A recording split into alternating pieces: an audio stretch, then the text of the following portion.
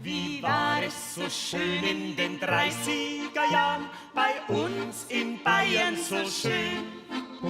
Man konnte noch leben in Fülle und Braus, tat einer den anderen verstehen. Betracht man die heutige Zeit ganz genau, wohin ist denn all unser Glück?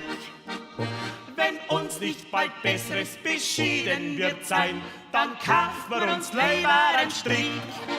Ja, lang wird's nicht mehr dauern, dann werde ich da mal aktiv werden. Es tanzt mit der dicken Babette auf dem Ball ein kleiner, ein schmächtiger Herr. Er walzt sie mit keuchender Brust durch den Saal, sie war wie ein Mehlsack so schwer. Und als sich der Walzer zu Ende geneigt, da sagt er ihr Pfeilgrad ins Gesicht: Bevor ich mich nur mal mit dir so blauch, dann kauf ich mir lieber einen Strick. Ja, das hat halt ja tatsächlich gesagt.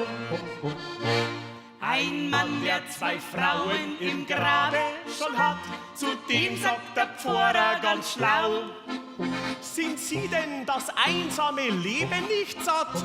Geh, nehmen's heut nur mal eine Frau. Der Mann, der hat vor die 2 ersten schon genug und sagt mit verächtlichem Blick: Bevor ich mich das dritte Mal verheiraten darf, da kauf ich mir lieber einen Strick. Ja, das hat halt ja gesagt. Wie war es so herrlich in Bayerns Natur, wo konnt es denn schöner noch sein? Idylle, Romantik, wohin das man sah, doch plötzlich da war es vorbei.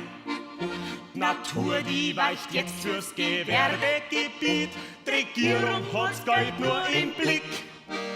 Für nix haben's Respekt und vor nix machen's heut, drum kaufen wir jetzt gerne einen Strick. Für nix haben's Respekt, vor nix machen's heut, drum kaufen wir jetzt gerne einen Strick.